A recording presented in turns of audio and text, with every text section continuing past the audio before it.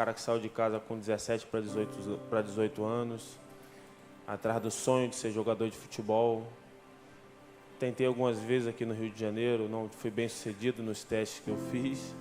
Cheguei a ficar um tempo no Vasco da Gama, na época de base.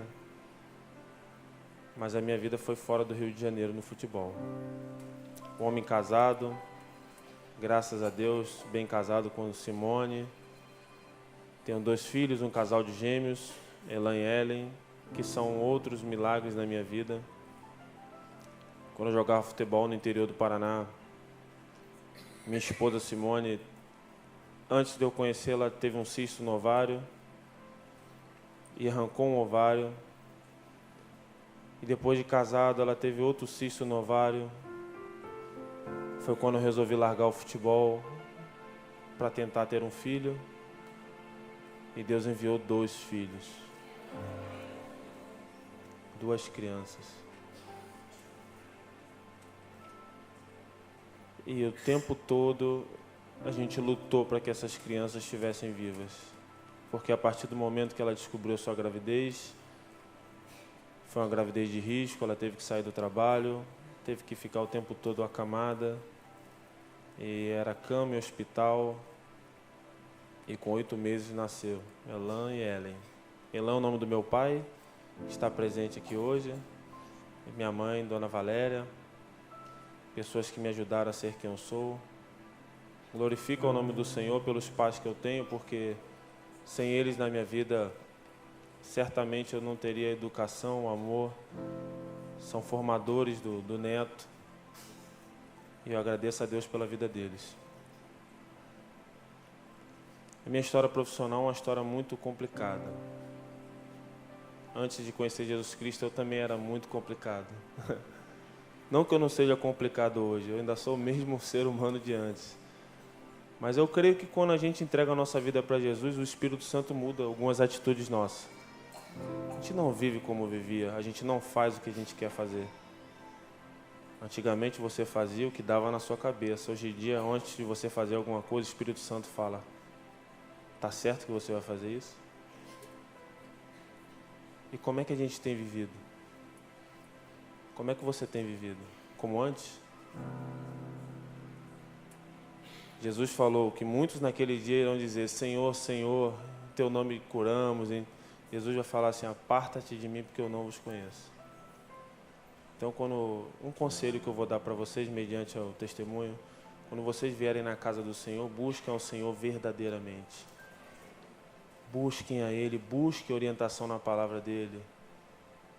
Renovem a mente de vocês cada vez mais. Porque um dia esse encontro irá acontecer, não tem como. Essa vida não é eterna. E depois de tudo que eu passei, ficou mais claro ainda que a nossa vida é um sopro. Né, pastor?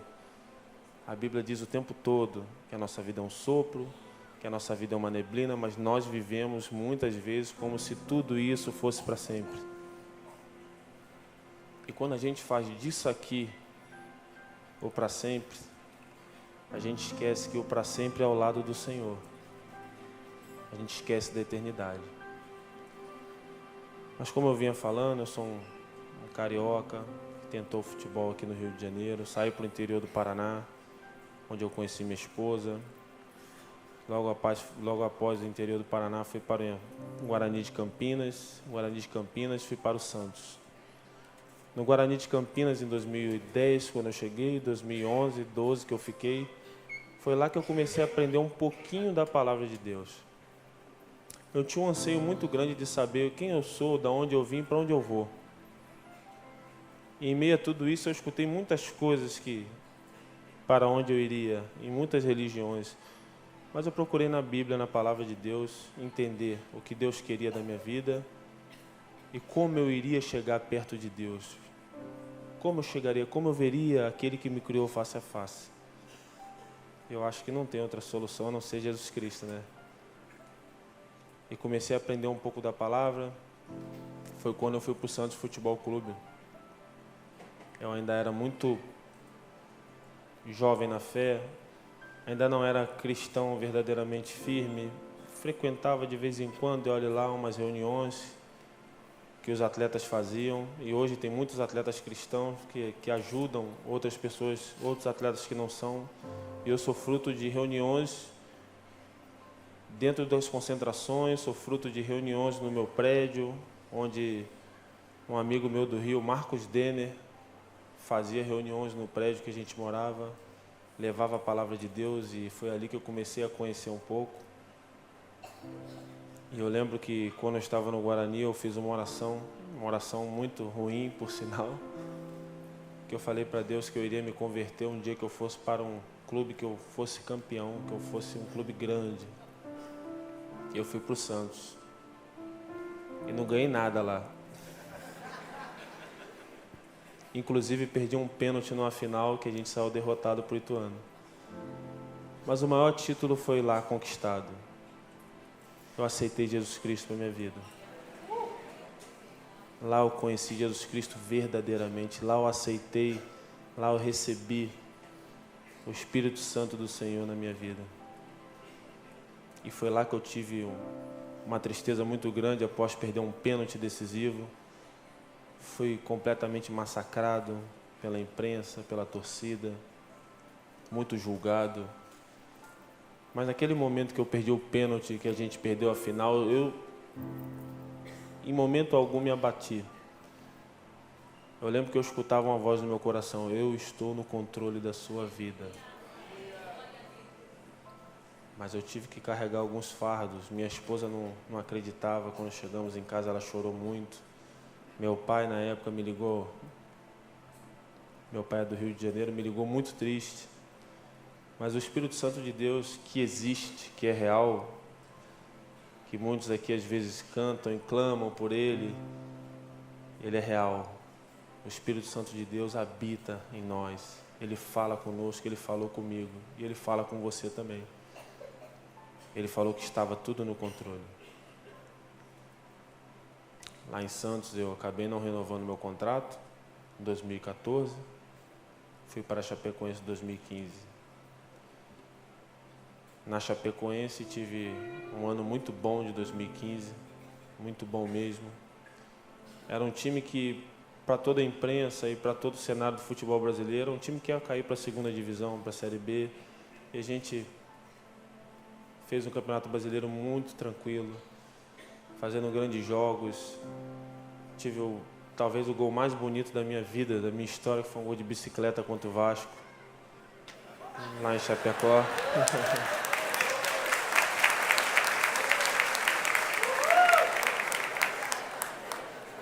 Isso aconteceu em 2015, algo que eu não acreditava, porque eu sou um carioca, joguei na base do Vasco e fui agraciado com esse momento. Eu lembro da minha entrevista, que eu falei na entrevista também, depois do gol, falei que eu não tinha mérito em nada, que o Neto não era nada, que Deus que tem proporcionado, porque eu vejo assim, os grandes homens da fé, que a Bíblia relata, nenhum deles tiveram mérito nenhum em nada. O mérito deles foi confiar no Deus com quem eles tinham intimidade. Foi Deus que usou cada um. Davi não tinha força, não tinha jeito para ser rei, para guerreiro. Deus tornou ele um grande guerreiro. Era um pastor de ovelhas, um menino pacato de casa, não era nem um guerreiro como seus irmãos. E Deus tornou ele o maior guerreiro de sua família. Será que foi mérito dele? O mérito é todo do Senhor. Então, mediante tudo que aconteceu, uma perda de um pênalti, vim para Chapecoense em 2015, fiz um grande ano. E começou o ano de 2016, ano passado. Eu tinha outras propostas de time. Cheguei a estar treinando com a Chapecoense em janeiro, sem assinar contrato, e veio muitos times atrás de mim, mas eu já tinha palavrado. Já tinha falado para o dirigente da Chapecoense que eu iria ficar lá. Eu lembro que minha esposa, uma vez eu falei com a minha esposa em casa, eu estava treinando sem contrato. Iria assinar o contrato aquela semana, mas era pré-temporada. E falei para ela: Simone, recebi uma proposta muito alta. O clube me ofereceu um dinheiro de salário e mais um dinheiro por jogo. fora os valores de premiações por vitórias. Eu lembro que minha esposa falou assim, você deu sua palavra? Eu falei, dei minha palavra. Você está balançado? Eu falei, estou por causa do dinheiro, mas eu não quero ir. A palavra do homem é sim, sim, não, não. A Bíblia diz, você pode ir para lá, para outro clube, ganhar muito dinheiro, mas você nunca mais vai dormir em paz. Porque você deu sua palavra e você é homem de Deus. E lá eu permaneci, fizemos um grande primeiro semestre, até o dia que eu machuquei. No dia 24 de fevereiro, a equipe voando no campeonato estadual. Se eu não me engano, estávamos invictos ainda. Tomei uma pancada nas costas, um jogo normal. Caí sem todos os movimentos da perna. Tentei levantar, não conseguia levantar, não entendi o porquê. Falava, Senhor, por que eu não consigo levantar? Inclusive meus pais que estão aqui, eles foram nesse jogo. Porque nesse dia foi o dia do aniversário dos meus filhos. Eu já tinha programado fazer o aniversário dia 24 de fevereiro, que é a data de aniversário deles. E na época a federação mudou um jogo para aquela data, então eu tive que fazer o aniversário dia 21, numa segunda-feira. E na quarta-feira fui jogar. Meus pais estavam lá. E saí direto para a ambulância do campo, sem entender o porquê. Caído no chão sem os movimentos da perna, eu só pedi a Deus, por que isso está acontecendo? Eu estava correndo agora. Já era o final do jogo, eu estava correndo agora, eu sei da minha força, eu sou um cara que... Por que eu não tenho os movimentos, Senhor? O que o Senhor quer com isso? O que Tu quer com isso na minha vida? E aí eu entendo que... Eu não sei o que cada um está passando aqui. Cada um tem suas dificuldades, suas tribulações. Deus coloca cada um a confiar nele. Porque... os pequenos momentos de tribulações que a gente tem não se comparam à glória que Deus tem guardada para a gente. E eu pude experimentar isso na minha pele. Fui fazer uma ressonância, já com os movimentos da perna no hospital, já voltando ao normal. E pude ver que tinha um disco, tinha uma protusão discal. O disco pegou um pouco no nervo, pegou um pouco na medula, apertou o nervo e naquele momento eu tive temporariamente as pernas desligadas, né? Mas o médico falou para mim que eu iria voltar, iria fazer um tratamento. Fiz um tratamento, fiquei praticamente 20 dias parado e voltei a jogar. Mas quando eu voltei a jogar já não era mais o mesmo. Eu ficava muito quieto, sentia que meu corpo estava estranho, um pouco fraco. Até um dia que eu dominei uma bola no peito uma vez no treino e senti que meu corpo amoleceu inteiro. E eu toquei a bola para o meu companheiro e depois de uns 20, 30 segundos eu voltei ao normal. E eu lembro que eu falei para minha esposa quando chegou em casa, Simone, aconteceu uma coisa terrível hoje, tenho que te contar. Ela, o que aconteceu? Eu dominei uma bola no peito e meu corpo amoleceu. E depois ele voltou ao normal dos 20, 30 segundos. Ela falou assim, fala pro médico. Eu falei, tá amarrado, fala pro médico. Eu falei, não vou falar não, Simone. Eu quero ser campeão jogando. Que ambição ruim a minha, né? Tinha faca e o queijo na mão para falar pro médico, mas eu falava, Simone, eu fui pro Santos Futebol Clube, eu perdi 2 finais de estaduais. Eu perdi uma não jogando pro Corinthians, eu perdi uma jogando que eu perdi o pênalti pro Ituano. Esse ano eu vou ser campeão, nada me tira isso. Esses meninos que estão aqui, eles querem ser campeões também, então nós vamos ser campeões. E nada vai me tirar desse jogo. Ela falava, você tem que falar pro médico. Isso que você está sentindo não é normal. Eu falei, não vou falar. Não falei até um dia que eu não aguentei no treino. Tive que sair do treino, carregado. Depois voltei ao normal. Fui fazer uma série de exames no Rio Grande do Sul. E num desses exames que eles colocavam agulhas no meu corpo para ver a força, para medir se estava tudo normal. O médico chegou para mim e falou assim: meu Neto, estava aí um fisioterapeuta do clube. Posso te falar uma coisa? Eu falei: pode. Deus é seu amigo, hein, velho?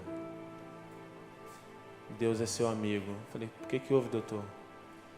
Eu estou vendo o resultado dos teus exames aqui, cara. Não tem como um cara ficar em pé aqui normal como você está na minha frente. Qualquer outro estaria numa mesa de cirurgia de urgência. Está dando muita diferença de um lado para o outro. O fisioterapeuta olhou para mim, ele sabe que eu sou cristão. Ele olhou para mim e quando ele viu o cara falar, o médico falar que Deus era meu amigo, ele mesmo ficou espantado.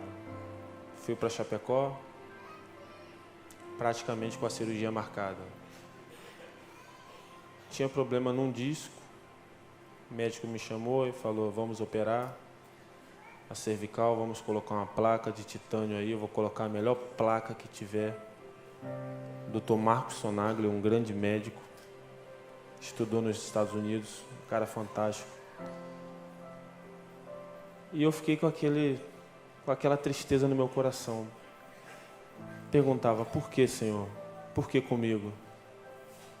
Eu sou teu servo, eu sou um cara que não sou perfeito, mas eu busco no Senhor as coisas, faço tudo do meu melhor para o Senhor, sempre tenho exaltado o teu nome. Nas concentrações que nós tínhamos desde 2015, isso eu aprendi desde a época do Santos, nós fazíamos cultos nas concentrações, porque o atleta vira e mexe, ele não tem tempo de vir na igreja. Geralmente no domingo ele está jogando, já concentra desde o sábado. Eu falava: Senhor, por que comigo? Por que tu permitiu isso na minha vida? E fiquei um pouco mais desesperado quando eu percebi que entrei na internet para ver a cirurgia que eu iria fazer e vi que nenhum jogador de futebol tinha feito essa cirurgia. Vi que quem tinha feito essa cirurgia eram jogadores de futebol americano. E lá é muito mais punk que futebol, né? Lá eles se batem mais, o contato é muito mais forte.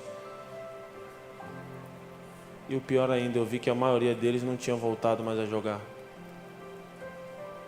E eu lembro que o médico alegou para mim e falou: você vai voltar sim. De 3 a 6 meses você volta.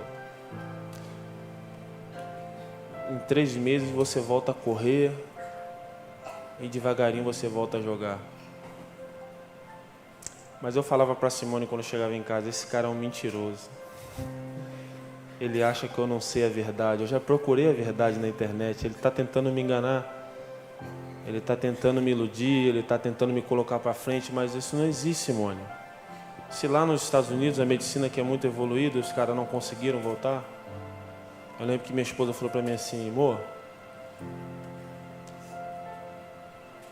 Deus é soberano, amor. E se for da vontade de Deus você voltar, não há lesão que impeça você voltar a jogar futebol.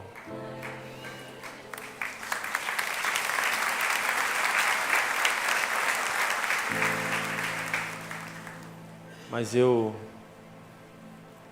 ficava pensando: será que vai acontecer?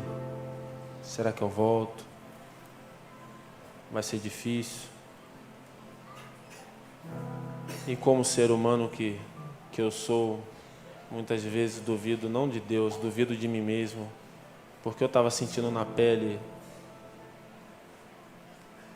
as dores, eu via as limitações que eu tinha e sabia como meu corpo precisava estar para me jogar futebol. Porque não é só jogar por jogar. Tem um momento que você chega num nível que você não quer mais descer daquele nível. Eu sou um cara que eu saí de casa cedo, então eu sempre aprendi: eu quero chegar ao mais alto que eu puder. Eu quero ser não um jogador, eu quero ser um atleta de verdade. Sempre pedi a Deus que me desse direção nisso e o Senhor sempre foi comigo, sempre falou comigo para que eu pudesse descansar, para que eu pudesse trabalhar da melhor maneira. E o time foi campeão estadual. E eu não joguei a final. Mas em meio a toda essa turbulência que eu vivi, por não jogar uma decisão, fiz uma cirurgia em que eu teria que tirar um disco. Na mesa de cirurgia, o médico falou para mim: Neto, mudaram os planos. Você vai ter que tirar 2 discos agora pelo exame. Vai ter que colocar 2 discos artificiais e vai ter que colocar uma placa maior de titânio que vai parafusar em 3 vértebras. Eu lembro que eu falei para ele, tem alguma maneira diferente de resolver isso? Não. Então vamos embora, doutor. Não tem o que fazer, vamos fazer essa cirurgia. E Deus foi tão misericordioso na minha vida, Ele já começou a mostrar lá atrás que Ele estava comigo, que tiveram a votação, eu fui considerado o melhor zagueiro de Santa Catarina sem jogar a final. Sério, brincadeira. Eu lembro que tinham 6 nomes. Eram 3 duplas de zaga. A dupla de zaga bronze, a dupla de zaga prata, a dupla de zaga ouro. E o evento era lá em Florianópolis. Eu falei para minha esposa, muito sair todo arrumadinho, né? A gente fica todo pomposo. Simone, olha, se eu pegar uma bolinha de prata ali, para mim tá ótimo. Não joguei a final. Se vier uma de bronze também, Deus já é bom demais, né? Eu achava que nunca, porque geralmente quem chega em decisão, quem está jogando, fica mais evidência. Chegou lá em Florianópolis, meu nome saiu primeiro a dupla de zaga de bronze. E eu olhei e falei, opa, vai vir uma bolinha de prata para mim. Oh, meu Deus, que bom que tu é. Uma prata, tá bom, já fui campeão lá. Não joguei, tudo bem, não joguei, mas... Falaram o nome dos zagueiros de prata. E eu fiquei sem reação. Não consegui nem comemorar de constrangimento. Constrangimento verdadeiramente do que Deus estava fazendo. É como se Deus falasse para mim, olha, você aconteceu isso, mas eu ainda estou no controle de tudo. Fui considerado o melhor zagueiro, junto com outro amigo meu. Fui para casa, comecei a me reabilitar. Fiz a cirurgia, coloquei uma placa maior e começou minha vida dentro da fisioterapia. Não acreditando muitas vezes onde eu iria chegar, mas todo mundo em minha volta já começaram a ver uma diferença. Em 20 dias eu estava correndo no campo. Para os fisioterapeutas era algo extraordinário. Eles não me falavam nada, mas eu sentia que tinha algo diferente. Antes da cirurgia, durante a cirurgia, eu sentia que membros da diretoria, algumas pessoas ficavam meio com o pé atrás. Talvez já nem contassem comigo naquele ano de 2016. Mas Deus contava comigo. E Deus sabia que eu viria aqui hoje. Isso lá atrás. Voltei a jogar em alto nível. O time começou a crescer de uma forma estrondosa. Tivemos jogos marcantes contra o Botafogo aqui no Rio, que a gente ganhou de 2-0, que a gente não era nem cotado para empatar aquele jogo. E tivemos uma sequência de vitórias, umas atrás da outra, e Sul-Americana, e o time vencendo, até a semifinal contra o São Lourenço. Que eu lembro que a gente já olhava um para o outro e falava, não, aqui é mais... Esse jogo aqui é diferente. Ou esse jogo aqui nós vamos enfrentar uma equipe que realmente não é qualquer uma. E a gente sempre falava na concentração, cara, se Deus colocou a gente para esse momento, não é para passar vergonha. Deus colocou a gente para fazer história. Principalmente a gente que era cristão, mas eu acho que todos os outros também, que até quem não era cristão, já tinham percebido que Deus estava naquele lugar e Deus iria usar cada um para fazer história. E vencemos o São Lourenço, conseguimos passar. Um jogo muito difícil lá na Argentina, foi um dos piores jogos que eu joguei. E você tem que suportar uma pressão, arbitragem, tudo influencia, porque lá é pesado, lá. Torcida argentina, os jogadores são fortes, os jogadores não desistem, eles têm uma característica de... Eles jogam igual em casa e fora de casa. Em Chapecó foi muito difícil. Acho que quem vê futebol lembra do Danilo defendendo aquela bola com o pé, último minuto. Lembro como se fosse hoje eu falando com o Josimar, última bola, a gente não pode tomar o gol. Eu e o Thiago se olhando, meus amigos que se foram. E o Danilo fez aquela defesa. O Danilo defendeu aquela bola, a bola sobrou para outro cara que chutou em cima de mim, a bola foi para a lateral, teve uma falta. E eu senti que o jogo ia acabar. Eu lembro que eu saí para o meio campo, o Danilo foi bater a falta. E eu já fui chorando para o meio campo, já pensando na minha história. Lembro que eu andei no meio campo, o Danilo falava, sai de trás, e a gente saindo. Eu já fui pensando, Deus, Tu fez muito mais do que eu pedi, do que eu pensei. Senhor, eu olho para trás, Senhor. Eu saí do Pavonense da Pavona. Com 17 anos, já tarde de futebol, ninguém acreditava. Eu estou numa final de Sul-Americana, depois de uma cirurgia que certamente não era nem para me voltar a jogar futebol. E eu estou numa final de Sul-Americana, jogando. Eu não sou merecedor, Senhor. Perdão por ter duvidado muitas vezes que eu ia voltar. Perdoa meu jeito de ser. Tu és um Deus soberano. E o juiz apitou. Eu lembro que eu olhei para trás, eu vi o Danilo cair com a mão levantada. E eu chorei muito.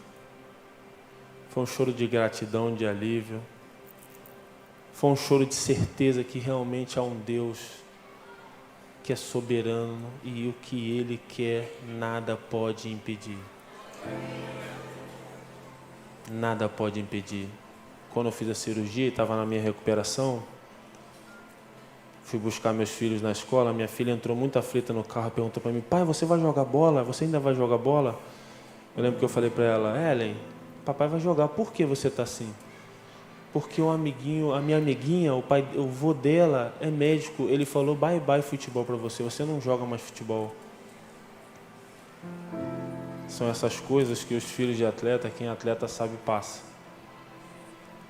Eu lembro que eu, como um servo de Deus, mas um ser humano pecador, pequei no momento, falei assim, ó, fala pro vô da tua amiga que um dia ele vai lá no estádio bater palma para mim quando eu voltar.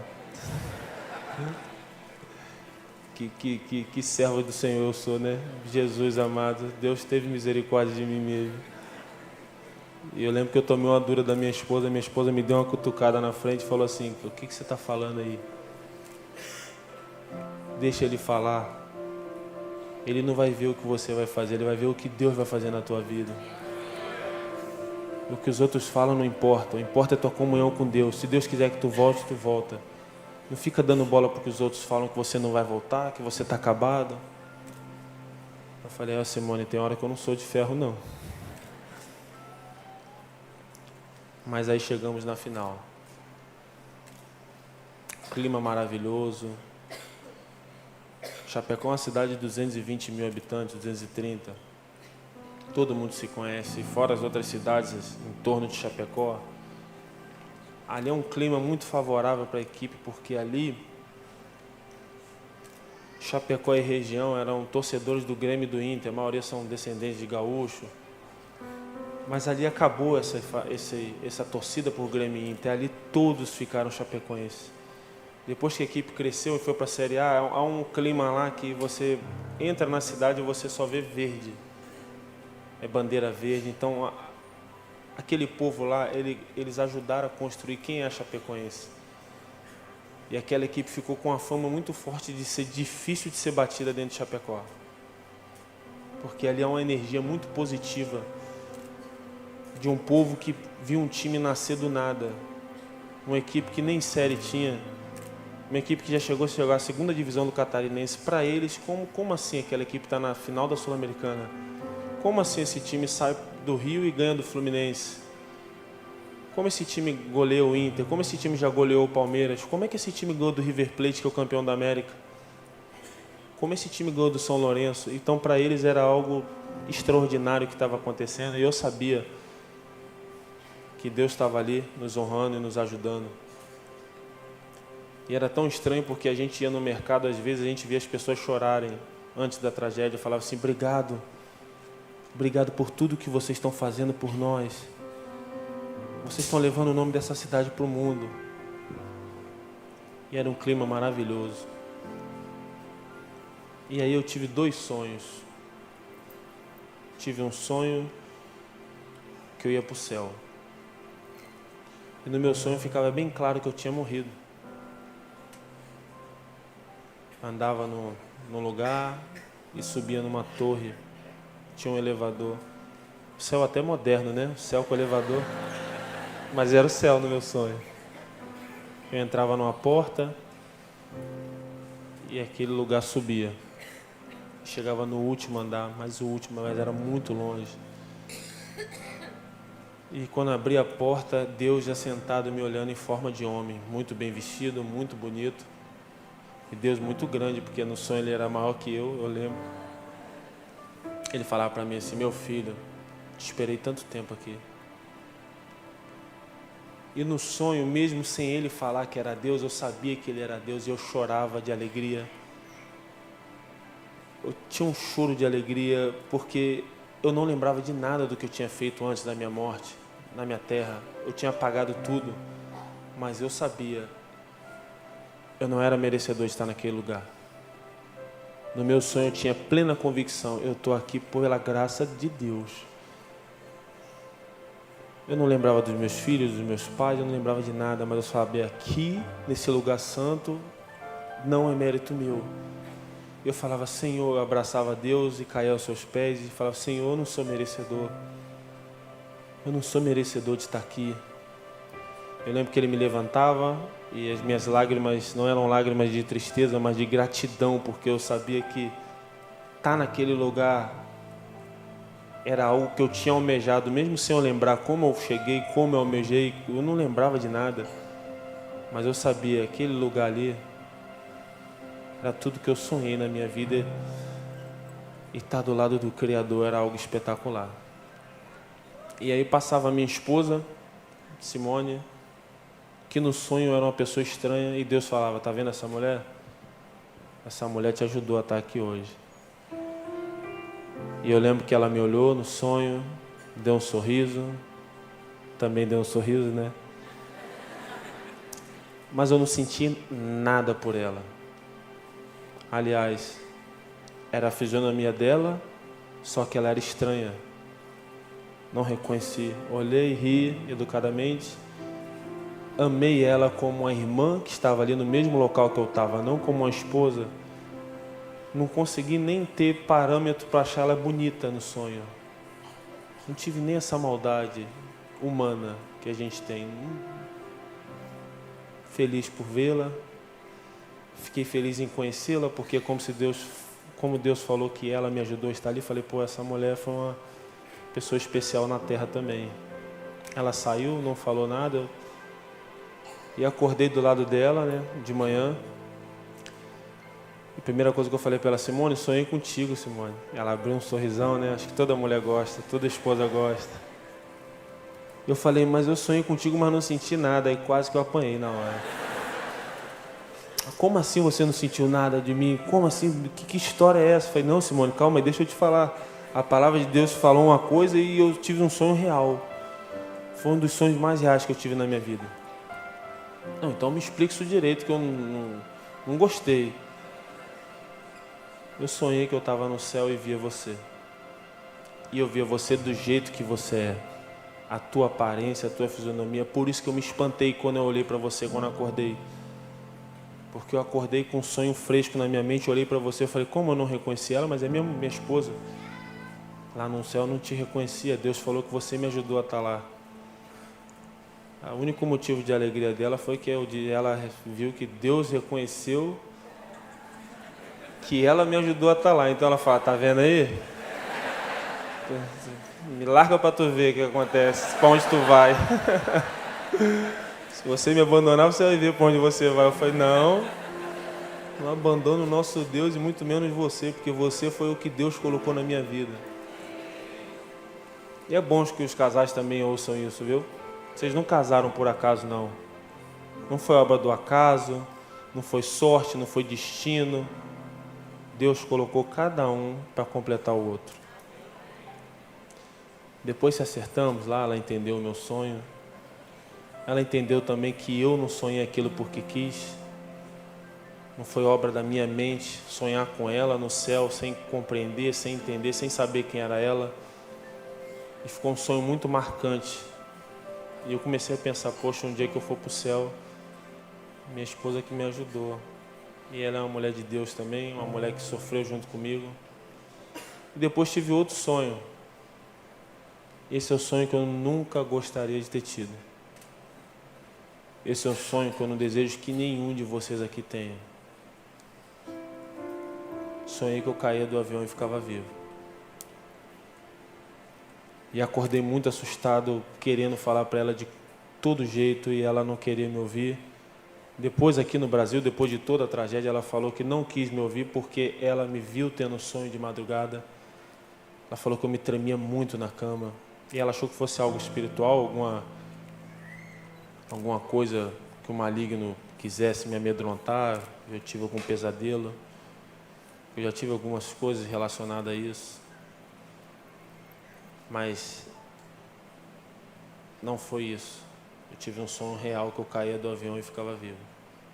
E no meu sonho, foi um sonho que na verdade não foi só um sonho, foi uma visão que Deus me deu. Uma noite, na chuva, do mesmo jeito o avião desligava, caía.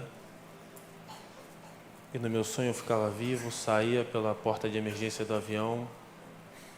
Eu lembro que eu saía sozinho, muito ensanguentado. E quando eu saía do avião, colocava o meu pé fora do avião, eu lembro que era uma montanha, à noite. E eu olhava, eu conseguia andar muito mal no meu sonho, andava devagar e eu pensava comigo, eu tenho que procurar ajuda. E quando eu olhava para trás, eu via 4 pessoas, mas elas estavam muito iluminadas, assim, não dava para me ver a fisionomia. Mas no meu sonho eu sabia que não eram anjos, eram sobreviventes. Tanto que eu olhei para trás no meu sonho e falava, tem mais gente viva, eu vou descer tudo que eu tenho que procurar socorro. Porque eu vi umas luzes bem longe, mas eu falava, eu vou descer esse mato que eu tenho que procurar socorro. E falei para minha esposa, ela não quis ouvir, ela só ouviu que eu tinha caído do avião. Quando eu falei para ela cair do avião, eu fiquei vivo, ela só ouviu, caiu do avião, colocou a mão, tapou os ouvidos, não me ouviu. Fiquei com medo de ir para o jogo contra o Palmeiras. Falei para ela que eu não queria ir, que era um jogo antes. Falei, Simone, eu não quero viajar contra o Palmeiras. Não, mas você tem que ir. Eu falei, Simone, eu não vou jogar. O professor já me deu uma orientação, falou que vai me poupar. Vai poupar a grande maioria do time. Porque se o Palmeiras ganhasse da Chapecoense era campeão, então ele falou, eu não vou botar o meu time para duelar com o Palmeiras, porque senão vocês vão cansados para Medellín. E aí perdemos a final, porque lá vai ser difícil. Então eu vou poupar, vou deixar só o Kleber Santana, que era o nosso capitão, um homem também maravilhoso, uma pessoa que também tinha fé em Deus. E vou deixar o Kleber Santana meio tempo só e vou tirar ele e colocar o Gil. E eu falei, Simone, eu não vou jogar. Eu não quero ir, eu só quero ir para a final. E chegando ao clube à tarde, teve uma reunião que nós iríamos direto de São Paulo para Medellín, então não... Ele ia levar exatamente 2 times. O time titular ia ficar na reserva. E de segunda-feira a gente teria que sair para Medellín. Então eu falei, já era, tem que ir. Fui para São Paulo de avião com muito medo. Descemos em São Paulo, eu pensei, coisa da minha cabeça. Mais um pesadelo. O que eu estou pensando, cara? Não tem nada a ver isso. Jogamos contra o Palmeiras, eu tranquilo. Chegou na segunda-feira, no dia da tragédia. Eu lembro que quem não jogou, que só iria jogar a final, fez um treinamento dentro do hotel. E saímos corrido do hotel. Iríamos almoçar em Guarulhos, no aeroporto, e de lá pegaríamos o avião. Almoçamos em Guarulhos e nada do avião entrar no Brasil, da Lamia. Nada do avião entrar. E aí eu comecei a pensar no sonho que eu tive. Eu lembro que o supervisor falou para mim assim, olha, nós vamos pegar um voo comercial para Bolívia. Vai sair um avião do Brasil para Bolívia, Santa Cruz de la Sierra. Nós vamos pegar esse avião e de lá nós vamos pegar o voo da Lamia. Quando o supervisor falou isso para mim, acabou meu dia. Eu falei, Senhor, isso não vai acontecer, né, Senhor? o sonho começou a vir à tona. Eu falava, orava a Deus em silêncio. Falei, Senhor, isso não pode acontecer, Senhor. Não é possível que isso vai acontecer. Com muito medo, muita aflição, mandei uma mensagem para minha esposa dentro do avião, do Brasil para a Bolívia. O último contato que eu tive com ela à tarde, falei para ela, Simone, amo vocês, como é que está tudo aí? Aqui está tudo bem, mandei uma foto, falei, Simone, estamos indo. Deus abençoe vocês, as crianças, amo vocês demais, ora pelo meu pesadelo repreendendo, ora por nós aqui. Vai dar tudo certo, Deus te abençoe, te amo. Pegamos o avião, chegamos na Bolívia. E a nossa equipe os meninos eram muito brincalhões, a gente era muito integrado, não tinha religião, não tinha raça, não tinha cor, não tinha gosto, um era um com o outro, a gente tinha essa intimidade, essas brincadeiras. Claro que cada um ou outro tem mais afinidade com o outro, mas muitas pessoas compartilhavam da mesma fé que a minha. Outros que talvez não fossem cristãos conheciam Jesus Cristo. Talvez não tinham declarado, mas conheciam. Sabiam do Deus poderoso e sabiam que aquele momento que a gente estava vivendo era obra de Deus. Descemos na Bolívia, entramos no avião e aí o avião era fretado da Lami, era só jogadores, comissão, jornalistas. Então ali ficou algo mais... um ambiente mais favorável para a gente crendo a todo momento que a gente poderia ser campeão. Eu lembro que diversas vezes eu falava, e diversas vezes outros falavam assim, a gente não parou para ter noção que a gente pode ser campeão. A gente não parou para pensar que a gente vai ser campeão da Sul-Americana. A gente não parou para pensar que Deus vai fazer a gente entrar para a história. Muitas e muitas vezes a gente olhava um para o outro e falava assim, cara, nós vamos ser campeões da Sul-Americana e nós vamos ficar na história. E a gente ficou mais aceso com essa confiança a partir do momento que a gente soube que o Atlético Nacional iria colocar o time titular em casa, mas no jogo de volta iriam colocar os reservas porque eles iam para o Japão, que tinha um Mundial. Então aquilo ali deu mais confiança para a gente ainda. A gente respeitava, é claro, o nosso adversário, tem que respeitar a todos, mas a gente sabia, nós vamos jogar com uma equipe, vamos jogar com a equipe reserva, jogadores de base vão vir jogar aqui a final no Brasil, a gente vai ser campeão. Deus está preparando tudo perfeito. Entramos no avião da Lamia, um voo normal, tranquilo. Eu estava do lado do Bruno Rangel, meu irmãozão em Cristo também, um homem que eu levo para o resto da minha vida, um cara que me ensinou a ser tranquilo, a ter paciência, a esperar em Deus, um homem que me ensinou a ser humilde demais. Aquele cara lá era o maior artilheiro do clube e por diversas vezes ficava no banco de reserva e não questionava. Uma vez ele chegou para mim e falou assim, Neto, eu queria ter mais autoridade para falar algumas coisas. Eu falei, como assim? Eu queria ser igual a você, você fala tudo o que você pensa. Isso te ajuda. Eu falei, como assim, Rangel? Poxa, eu sou o maior artilheiro do clube. Às vezes eu fico no banco, nem entro no jogo, e eu sou um cara calado, eu não dou bola para nada. Às vezes eu acho que eu sou meio mole. E eu falei para ele assim, poxa, Rangel, eu queria ser meio mole igual a você, rapaz. Porque eu já perdi a oportunidade, porque eu falo demais. E às vezes eu falo para ajudar os outros, as pessoas não interpretam. Interpretam como se eu sou um intrujão, um falastrão. Eu já me prejudiquei por causa disso, sabia? Ele já? Eu falei, já. Olha para você, Rangel. Deus sempre te honra, cara.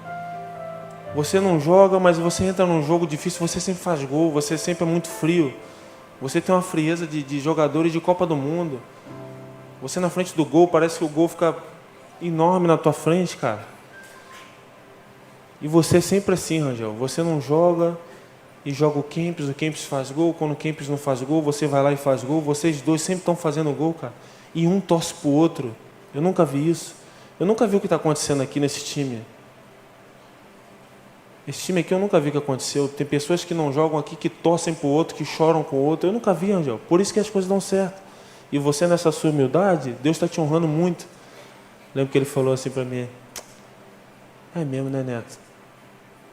Não tem que falar nada mesmo não, Deus está fazendo tanta coisa. Eu falei, claro, meu amigo.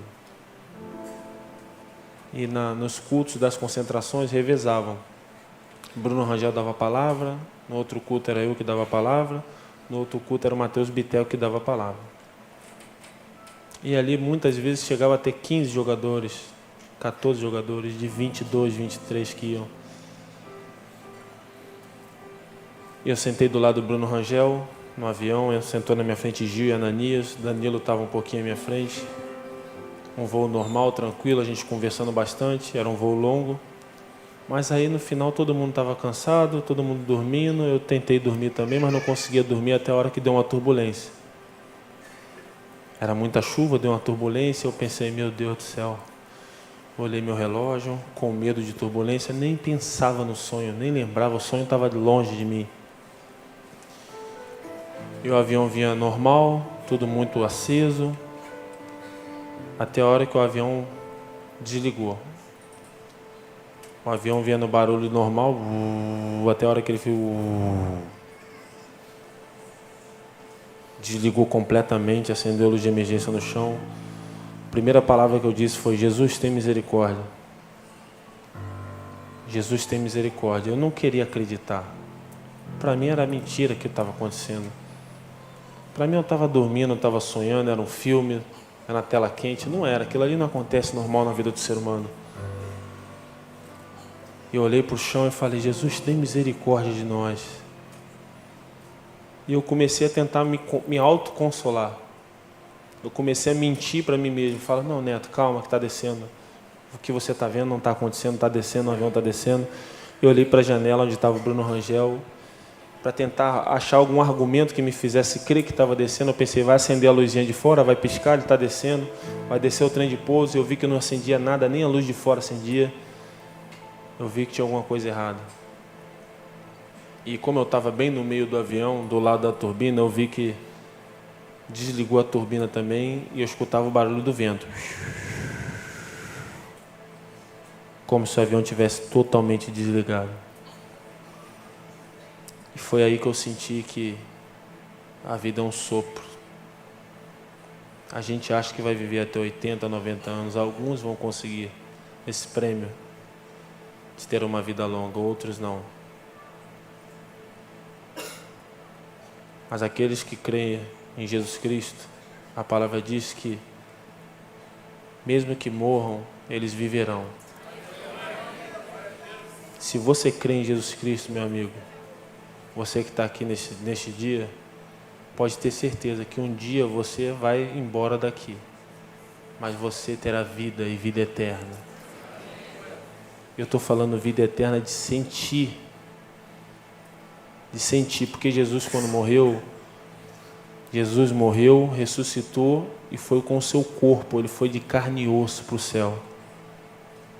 É vida de verdade, não é ilusão, não é coisa mental. O que você vai experimentar é vida. Você vai ver um Deus apalpável, que talvez hoje você não consiga apalpar Ele, porque você é ser humano, pecador igual a mim. Nós somos um grãozinho de areia perto do nosso Deus grandioso, mas um dia você vai ver face a face. E eu comecei a orar muito dentro do avião. E eu lembro que minhas últimas palavras, quando eu comecei a escutar um alarme, pi, pi, pi, pi, dentro do avião todo escuro, eu falei assim, Jesus, com muita aflição no meu coração, Jesus, eu li na Bíblia um monte de vezes que Tu fez um monte de milagre. Eu li na Bíblia um monte de vezes que Tu fez vários e vários milagres. Jesus, faz esse milagre, tem misericórdia de nós, filho de Davi. Só Tu pode mudar essa situação, Jesus. Só Tu pode fazer esse milagre. Tu é o piloto desse avião, Jesus. É Tu quem vai pilotar esse avião agora. Tem misericórdia de nós. Foi o último grito que eu dei. E aí apaguei, né? Não lembro do resgate, não lembro nem da batida. Não lembro do que eu falei nos últimos momentos. E acordei. Dia 10 de dezembro. O acidente foi do dia 28 para o dia 29. Acordei dia 10 de dezembro. Fiquei esse período todo em coma. Fui esmagado pelos ferros até os pulmões estourarem. Tive o joelho praticamente, rompi tendão, rompi cruzado. Tive um traumatismo craniano. Esse corte que vocês estão vendo aqui, ele vem até aqui em cima, onde essa pele se levantou e entrou terra dentro do crânio. Tive uma perna toda rasgada, tive a coluna fraturada, quebrei a coluna, achatou a coluna e rompeu o ligamento da lombar. Tive fratura nos pulsos, reconstruí o nariz, reconstruí a orelha, que ficou pendurada. Tive um corte na pálpebra, onde eu tomei muitos pontos na pálpebra e não fiquei cego, que outra coisa para o médico, que o médico falou, como você é um ferro bate no seu olho e você não fica cego, só corta a pele. Os médicos não tinham explicação. Falaram, Neto, você teve o seu corpo todo arrebentado da cabeça aos pés. Como é que você não cortou uma veia importante? Se você corta uma veia importante do seu corpo, você dura 3 minutos de vida.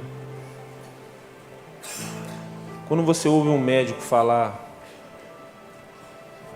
geralmente muitos médicos não creem em Deus, mas quando você vê um médico falar assim, olha,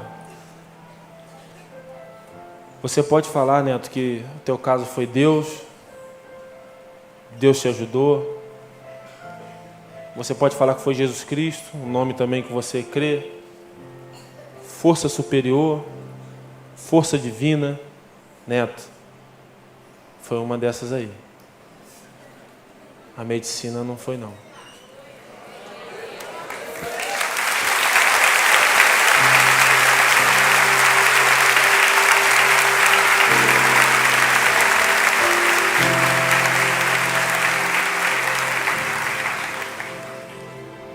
E quando você vê alguém render glória a Deus por eu estar vivo,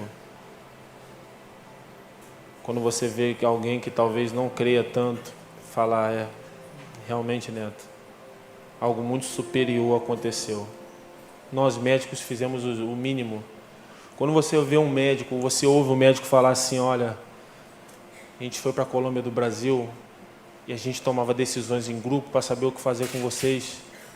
Porque a gente fez um pacto no Brasil e não pode morrer mais ninguém, porque já morreu muita gente. Quem está vivo tem que permanecer vivo. E quando a gente faz esse pacto, eu acho que quem é médico sabe. Quando você vê um médico falar assim, nós tomávamos decisões naquele momento, que era para aquele momento só, e tomamos decisões muito certas, em grupo. Quando você vê um médico falar assim, era como se Deus estivesse iluminando a nossa mente para a gente não errar. Porque se a gente erra um mínimo detalhe, vocês estavam num estado crítico. Eu fiquei 8 horas sem socorro. Eu fui dado como morto. Não poderia deixar de agradecer as orações de muitos aqui da igreja, de todos. Também o que queria falar antes, mas quando a gente vai falar o testemunho, quero agradecer a todos de coração que tiraram um tempinho para orar por mim, para orar pelos outros sobreviventes e para orar pelas famílias que perderam seus entes queridos. A oração de cada um tem um poder que talvez vocês nem imaginam. A oração do justo, ela é poderosa demais. Mas no meio desse acidente, fiquei 8 horas sem socorro, totalmente arrebentado, com os pulmões estourados, esmagados. Não fui achado, fui dado como morto. Minha esposa falou que chegou a noticiar na televisão que tinha dado busca encerrada, só tinham 5 sobreviventes. E tem algumas coisas que tem no livro que minha esposa falou que recebeu uma ligação do meu pastor de Santos, pastor Carlos, da Igreja Batista Central. O pastor falou para mim que estava na igreja orando por mim e deu busca encerrada. Ele falou com o filho dele que estava lá também. O filho dele falou, você tem que ligar para Simone para falar alguma coisa para ela. Ele falou, tem que ligar, eu tenho que procurar palavras, mas eu vou esperar um pouco ainda, porque pode ser que ele seja encontrado, mas não foi encontrado. Ele ligou para minha esposa e falou, Simone, muito aflita, levanta a cabeça porque você tem 2 crianças para criar. O neto não está mais entre nós, mas você tem 2 filhos para criar, você tem que ser forte agora. E ela falou para o meu pastor assim, pastor, eu não aceito nada do que tu está me falando. Meu marido está vivo, vão achar ele. Ela lutou contra aquilo que as notícias diziam. E o meu pastor chegou a relatar no meu livro, foi relatos dele, que ele ouviu isso dela. E eu falei, o que você falou para ela? Eu falei, olha, eu fiquei sem reação. Eu, como pastor, liguei para consolar ela em meio a tudo que eu estava vendo. Eu vi que você tinha morrido, deu busca encerrada. Esperei um momento ainda para ver se alguma coisa poderia acontecer, mas não aconteceu nada. Eu liguei para ela e ela falou na minha cara, Neto, eu não aceito isso. O meu marido está vivo. Vão achar ele. E depois eu fui achado. Fui achado por um policial, porque no local do acidente nem tinham mais médicos ali. Todos os médicos já tinham ido embora, Cruz Vermelha, Socorro, Enfermaria, todos já tinham ido embora porque não tinham mais condições climáticas, não tinham mais sobreviventes. E um policial falou que foi ver os pertences, que estavam todos jogados, espalhados. Ele foi tomar conta para que ninguém pudesse saquear, escutou um gemido.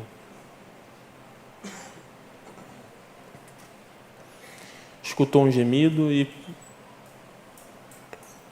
pensou, tem alguém vivo. Chamou um companheiro dele, policial, e falou para ele, rapaz, tem alguém vivo aqui. Eu estou vendo que tem alguém vivo. Eu ouvi, o outro policial falou para ele, você está cansado. É impossível ter alguém vivo agora, já passou muito tempo. O que tem de vivo já está vivo. Já está no hospital, já sendo cuidado. Não tem como ter alguém vivo. Ele falou, eu escutei um gemido aqui, fica aqui comigo. E o outro policial não queria ficar porque achou que ele estava cansado. Ele falou, pelo amor de Deus, para um pouco, escuta. E ele falou que era difícil escutar porque também chovia no momento, o barulho da água caindo nas folhas, fique em silêncio, por favor, escuta. E ele falou que eu gemi mais uma vez, um gemido de muita dor. E ele falou que o policial escutou e o policial ficou emocionado e pelo barulho do gemido, pelo som que eles ouviam, eles foram seguindo um caminho com o flash do celular aceso, porque tinha muita chuva e neblina também, para ver onde é que estava. Chegou debaixo, um gemido via debaixo dos ferros. Ele começou a tirar ferro, pedaço de árvore, me encontrou. Como é que eu gemi depois de 8 horas com os pulmões estourados? Depois de um acidente aéreo, com a cabeça aberta, com terra na cabeça, com a perna aberta, a coluna, o joelho. Como é que eu consegui ter força para gemer? Pode ter certeza que a força não veio de mim, não. Se eu estou vivo aqui hoje, Deus sabia que eu teria que vir aqui hoje para dar essa palavra para vocês.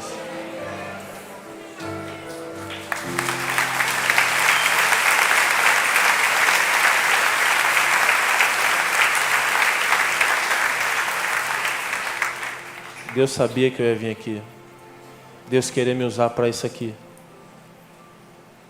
Para que vocês possam começar a observar um pouco mais que aquilo que você está passando não é nada comparado àquilo que Deus pode fazer. Não duvidem do poder de Deus. O poder de Deus é ilimitado.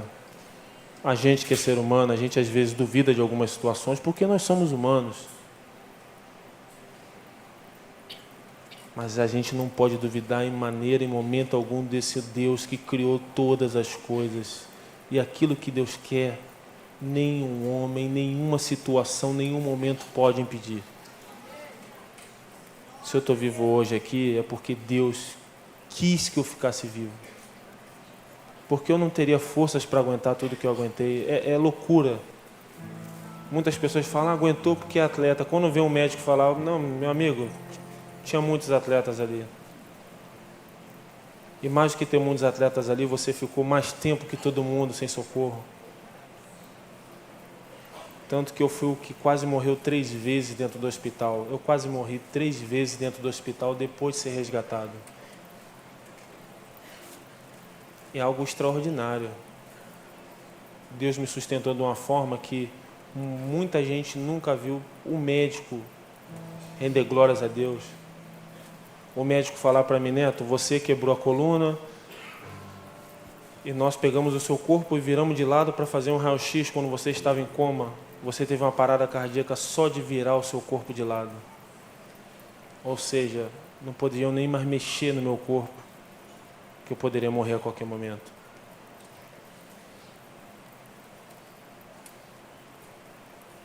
E depois acordei sem saber de nada que estava acontecendo, onde estava, que lugar aquele, o pessoal falava em espanhol.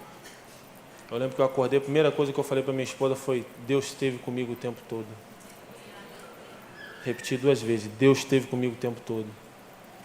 E hoje eu lembro, eu consigo lembrar, eu acordando e falando para ela: Deus esteve comigo o tempo todo, mas eu queria lembrar o que eu vi, porque eu vi algo diferente, eu senti algo diferente. Eu tenho essa consciência que eu vi e senti algo diferente, que Deus apagou da minha mente. E glória a Deus que Ele tenha apagado da minha mente, porque talvez se eu fosse lembrar o que eu vi, talvez algum tipo de soberba fosse entrar no meu coração, de querer se achar mais especial que ninguém. Todos nós somos iguais.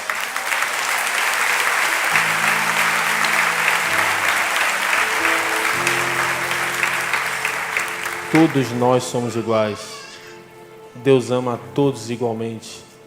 Deus usa pessoas de forma diferente, mas não quer dizer que uma é mais especial que a outra. Eu estou aqui hoje, eu tenho plena convicção que eu não sou mais especial do que aqueles que se foram, porque muitos que creram em Jesus Cristo estão lá no paraíso com Ele.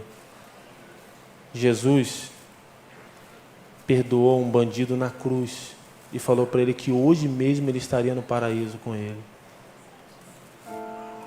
Então, ser especial para Deus é entender que um dia você vai vê-lo, independente do que você passe aqui. Ser especial para Deus é crer em Jesus Cristo, aceitá-lo como o Senhor e Salvador e desfrutar da eternidade aqui já.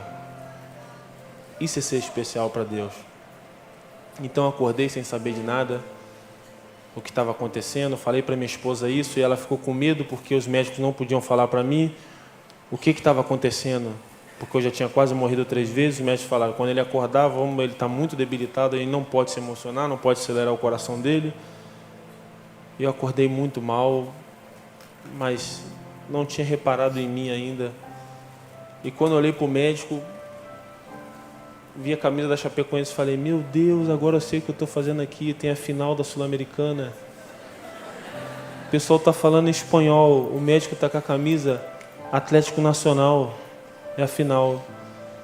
E o médico olhando para mim assustado, porque ele não podia me contar a verdade. Eu acordei falando: Deus esteve comigo o tempo todo. Falei para ele assim: doutor, eu machuquei no jogo. E eu não tinha reparado o meu corpo ainda. Eu sabia que eu tinha uma tala no meu joelho direito. E ele, muito assustado, ele falou para mim depois que não sabia o que mentir para mim. Ele tinha que inventar alguma desculpa. Mas ele falou assim: você me deu a desculpa. Você falou: eu machuquei no jogo. Eu falei: machucou. Você machucou no jogo, meu filho. Eu falei: pô, doutor, mas quanto deu o jogo, doutor? Ele: rapaz, eu não sei quanto deu o jogo. Eu peguei o avião e vim para cá te ver. Eu falei: sério, doutor? Sério? Eu não sei, rapaz. Você machucou, na hora que você machucou, eu já peguei o avião. E eu, como estava muito debilitado, com muitos remédios ainda na cabeça, eu nem consegui entender que era mentira dele. Eu vi que ele estava meio aflito, mas eu ainda reclamei com Deus, para tu ver que servo que eu sou, hein? Eu ainda falei para Deus assim: poxa, Senhor, eu machuquei na final já esse ano. De novo? Eu lembro que eu fechei meus olhos e fiquei: poxa, Senhor, eu machuquei outro dia na final. A gente chega na final de novo, então não vou chegar mais em final. Quando tiver uma decisão, eu vou me embora do clube, porque, Senhor, toda vez, Senhor, que a gente chega na final, eu já não fui campeão no Santos. Antes de ir para o Santos, eu já tinha perdido uma final para o próprio Santos no Paulista. Eu estava no Guarani quando o Santos me comprou. Eu pensava assim: não é possível. Já não joguei a final, agora não jogo mais a final. Mas no outro dia, quando eu acordei, eu vi que realmente não tinha sido o jogo. Quando eu acordei no outro dia, que eu olhei para o meu corpo, eu falei: cara, isso daí não... tem alguma mentira muito grande nisso tudo. E eu lembro que eu tinha 2 drenos nos pulmões. Eu tinha uma perna, essa perna aqui estava toda grampeada do joelho até o tornozelo. Era grampos de ferro, porque abriu um buraco daqui até aqui. Onde apareceu o osso, eles grampearam. Esse joelho operado. A coluna quebrou, achatou e rompeu o ligamento. Eu tinha muita dor na coluna. A cabeça era ponto puro, ponto aqui, o nariz todo escuro, ponto no nariz, ponto na orelha, ponto na pálpebra, ponto na orelha. Eu tinha ponto em tudo que era lugar do corpo. Fratura, aqui era carne viva, aqui era ponto também, fraturei. Eu pensei comigo, cara, esse povo está mentindo para mim. Esse povo está mentindo para mim, tem alguma coisa muito séria nisso. E comecei a pensar no que tinha acontecido. Cheguei a pensar e falei com meu pai que está aqui presente, meu pai e minha mãe. Cheguei a falar para ele que eu tinha sido atropelado. Falei, pai, fala a verdade para mim. O que foi, meu filho? Eu não machuquei não, pai. Eu fui atropelado pelo ônibus lá no estacionamento. Eu lembro que ele falou, não, você machucou. Eu falei, não, pai, não machuquei. Não tem como machucar assim. Quem foi que eu marquei? Marquei o Batman, o Super-Homem? Lembro que eu falei para ele, não tem como, pai, isso aqui é impossível, olha como é que eu tô. E eu ficava olhando pro teto assim, tentando imaginar e lembrar de algo que aconteceu, mas não lembrava de nada. Cheguei a falar pro meu irmão, Leonardo, eu já sei o que aconteceu. E ele falou para mim assim, o que você acha que aconteceu? Eu falei, eu não sou bobo, Leonardo. A torcida invadiu, o couro comeu. A torcida invadiu. Isso aqui não é machucado de jogo.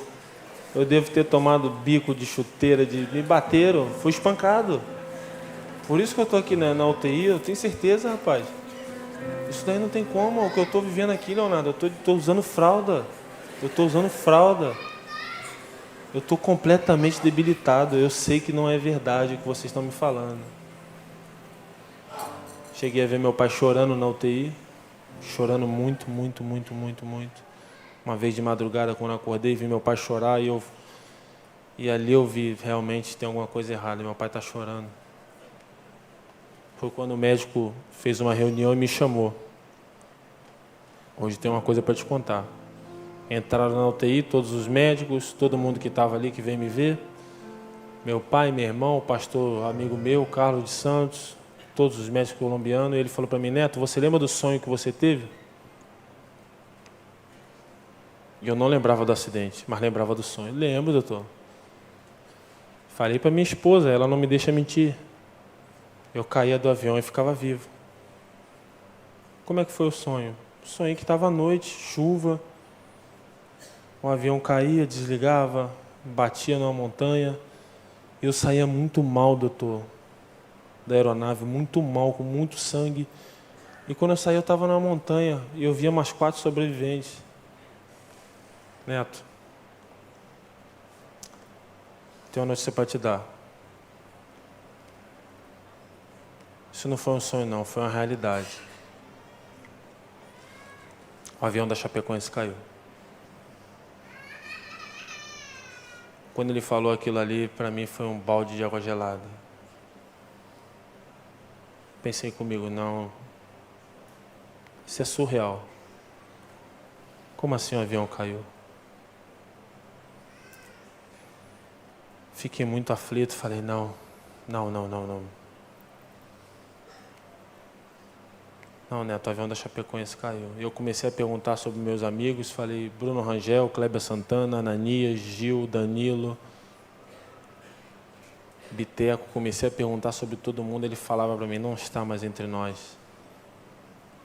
Porque a partir do momento que ele falou que o avião da Chapecoense caiu, eu não acreditei, mas eu pensei, se caiu, está todo mundo bem, porque eu estou bem, eu estou vivo, está todo mundo vivo.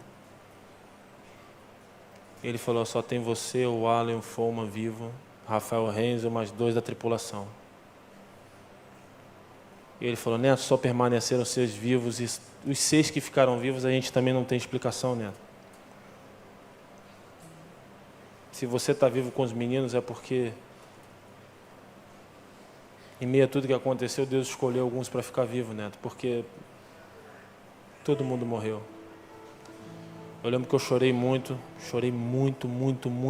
na UTI, gritava, falava para meu pai, pai, eu sou o culpado. A culpa é minha, eu tinha que ter falado, pai, eu sonhei que isso ia acontecer. Deus me deu um sonho. Eu lembro que meu pai que está aí falou para mim assim, olha, Você ia ter que passar por isso, meu filho. Não, pai, eu tinha que ter falado, eu sonhei que você... Não tinha jeito. Se você fala, você ia ficar de fora do jogo. Não iria viajar, porque ninguém ia deixar de acabar com a final por causa de um pesadelo. E de duas uma, se você não viaja, o avião cai, aí você ia se culpar pro resto da sua vida. Aí você ia sentir um peso, um fardo nas suas costas de culpa, que você abandonou, que você poderia... E se você não vai e o avião não cai, ia ser outro fardo, porque ninguém nunca mais ia contratar um jogador que deixou de jogar uma final importante por causa de um sonho. Então você fatalmente, Deus quando te deu o sonho, te deu uma visão, que não foi um sonho, foi uma visão, isso teria que acontecer. E você teria que passar por isso. E hoje eu consigo ver que Deus me deu um sonho, não porque eu sou especial, porque eu sou melhor que o outro. E como eu disse antes, viver é Cristo, morrer é lucro. Quando a gente morre, a gente vai lucrar tudo que a gente viveu aqui com Cristo.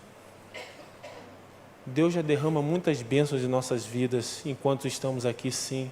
Mas o maior lucro, Paulo dizia que morrer é lucro, porque na morte que você experimenta as maiores bênçãos que Deus tem guardado para você. Amém.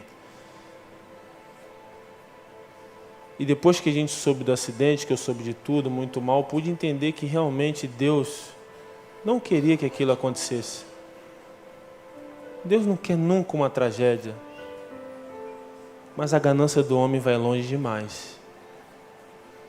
E a Bíblia dá algumas dicas perfeitas de como o diabo age. E a Bíblia deixa bem claro que o diabo é o pai da mentira.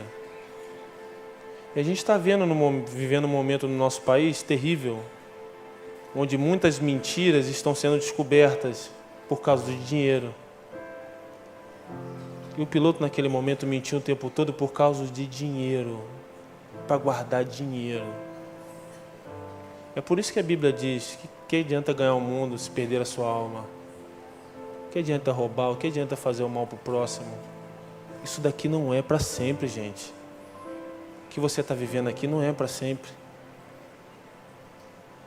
Vocês têm que começar a entender que a eternidade está em Cristo. Quando você faz aquilo que agrada a Deus, quando você está na presença do Senhor, você não faz as coisas que todo mundo faz. Por causa da mentira, muita gente tem se desviado, por causa da cobiça do dinheiro, muitos vão perder a sua alma. E o piloto teve o tempo todo chance de reverter o quadro, ele poderia ter descido em outro lugar, ele não desceu. Era para ele ter descido antes para abastecer a aeronave, ele não desceu, quis ir direto. Não contente, ele poderia ter descido em Medellín e falado: eu estou sem gasolina, eu preciso descer. Mas ele mentiu mais uma vez. Tinha outro na frente dele como prioridade, mas se ele fala a urgência que ele estava, ele descia. Mas ele mentiu. E muitos de nós, às vezes, permitimos que o diabo entre na nossa vida com mentiras. Mente aqui, dá um jeitinho aqui, faz isso aqui, não dá nada. Deus não dorme, Deus vê tudo. E Deus sabia que isso iria acontecer, apesar de Deus não ter se agradado em nada do que aconteceu. E eu falo que Deus não se agradou em nada, mas Deus sabia que isso ia acontecer. Por quê? Porque depois que tudo aconteceu, a gente vê que Ele fazia isso muitas e muitas vezes. Ele já tinha feito isso antes, então Deus sabia, alguém vai pagar o preço. Alguém vai pagar o preço por essas mentiras, por esses erros. E geralmente é assim. Há muitos pilotos como ele dentro da nossa política que estão assassinando milhares de pessoas em hospitais públicos que não têm condições de resgatar uma vida ali. Foram desviados 50 bilhões. Imagine isso investido em hospitais para pessoas que precisam. Quantas vidas seriam salvas? Mas enfim, tudo isso aconteceu. Eu permaneci vivo. E depois de um tempo, um médico me chamou na Colômbia e falou: Neto,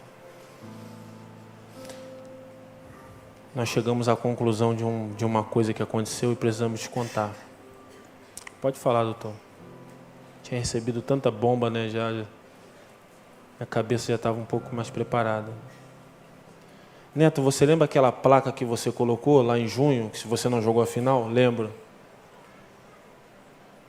Um dos motivos de você estar vivo foi aquela placa no teu pescoço. Mas como assim, doutor? Neto, você e o Foma desceram na parte do avião que desceu até lá embaixo. Vocês desceram toda a trajetória do avião. O Foma foi para um lado, você ficou debaixo da turbina. Você teve seu rosto desfigurado, você rompeu o nariz, teve que reconstruir a orelha, a pálpebra, o crânio todo aberto. Você e o Foma bateram a cabeça 1 milhão de vezes. Vocês desceram num triturador. E alguns amigos morreram porque quebraram o seu pescoço, deslocaram, saiu alguma coisa, e você teve um movimento completamente limitado ali dentro porque você tinha uma placa.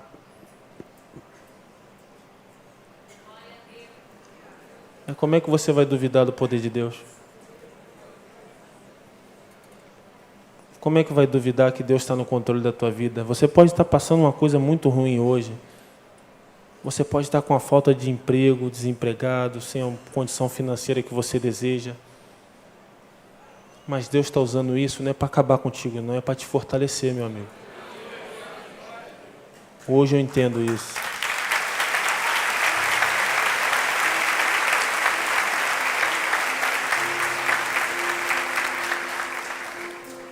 O ser humano, ele cresce nos momentos de dificuldade. E cresce em todas as áreas. Muitos aqui que são formados vão olhar para trás e vão lembrar quanto tempo estudaram. O pastor, quando fez teologia, lembra tudo que ele estudava, tudo que ele passou, os momentos de oração. Cresceu muito. E eu cresci muito mediante a tudo que aconteceu comigo. Eu sempre criei em Jesus Cristo, sempre tive fé em Deus. Mas hoje eu descanso muito mais, porque eu sei que independente do que eu passe, Ele está no controle. Quando o médico chega para mim e fala, aquela placa é um dos motivos de você estar vivo, é absurdo. É absurdo para um ser humano normal como eu falo, mas como assim não, Neto? Isso não é o real motivo de você estar vivo. A gente sabe que foi algo superior demais que aconteceu, mas aquela placa ajudou você a estar vivo.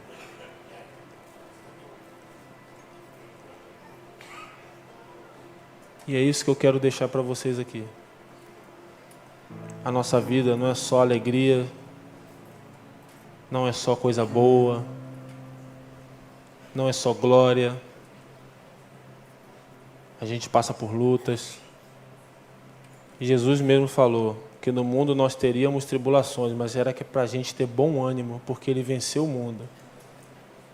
Então é isso que eu quero deixar para você hoje, meu irmão, minha irmã. Independente daquilo que você está passando, Deus está no controle da sua vida. Deus vai usar muitas dificuldades, limitações na sua vida para que você, quando vença, você olhe lá atrás e fale assim, realmente, aquilo ali Deus permitiu para o meu crescimento. E nunca percam o desejo de buscar a Deus por aquilo que Ele é.